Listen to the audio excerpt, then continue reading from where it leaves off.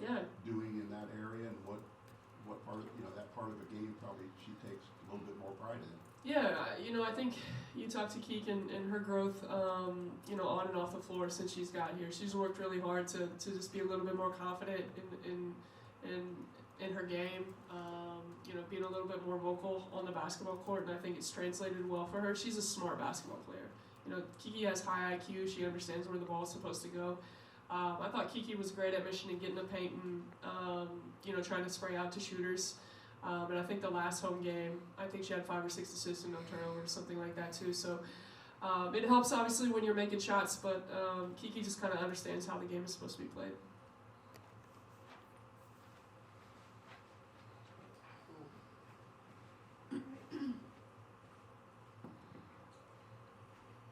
Coach, psychologically, how much do you need those moments as a player and as a coach to have a gym like that was just so energetic and upbeat today? Yeah, it was fun. It's on our group, like we fulfilled our education day, right? We got 6'7" girl that hit the 67-point, called timeout. We did what we were supposed to do today. But no, it's fun. Hopefully, those kids had fun, and first half was really fun to watch. So they had fun, and maybe they bring their parents back on Sunday. I'll call another timeout at 67 if they keep coming back. So. Tara mentioned how the one takeaway from the loss against Michigan was the fact that this team needs to just show a collective overall fight moving forward. Did you see that tonight? Do you feel like a seed of that was maybe planted as you continue this home stretch and really try to now kind of regroup and show you can play in the Big Ten and be competitive? Yeah, I mean it's really about us and focusing on us, and it's always going to be about us no matter who we play. And Michigan's really good. We did some really good things on Sunday. We just got to keep building on those moments. I thought the first half here was actually really, really good. Second half, not so much in terms of what we were trying to do, but bottle up the first half, make it, and then turn that into 30, turn it into 35, turn it into a 40-minute game. It's December 11th. What is the day? I don't even know. 11th. Thank you.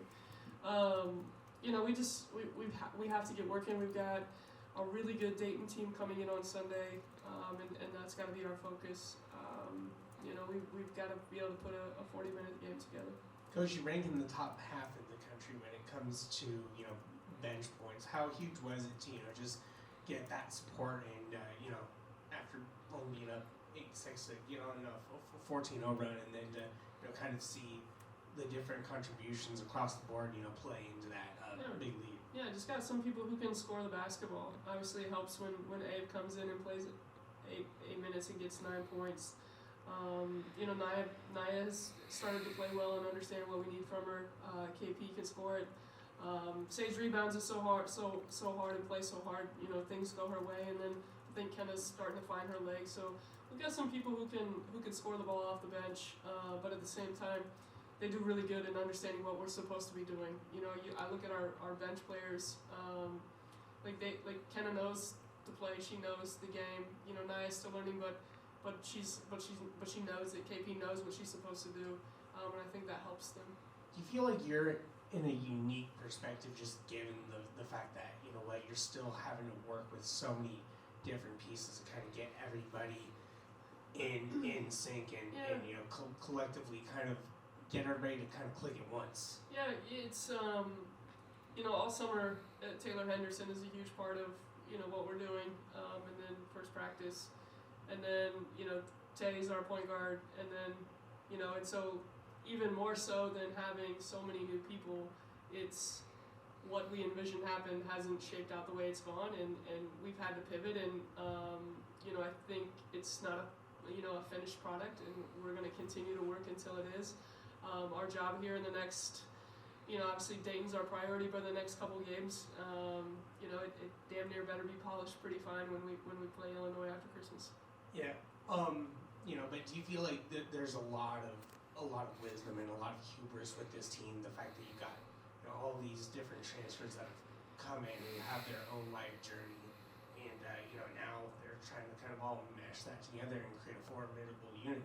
Yeah, I mean, I think, you know, if you talk to them, they're working hard on that, right? Obviously not just on the basketball court, but off the floor, they've put the work in to get to know each other. They've put the work in with our, you know, with Brittany, our sports psychologist. You know, how does we're all different, right? Like I have to coach all of them differently. I can yeah, this is an example. Like I can yell at KP, I can't yell at Lana, right? Like they're different people, and I think we're still learning that as a unit. And I think here in the last few days, they've done a lot of work on their own, and you know, hopefully that can continue to carry over for us, because we do believe we have a team that can be competitive.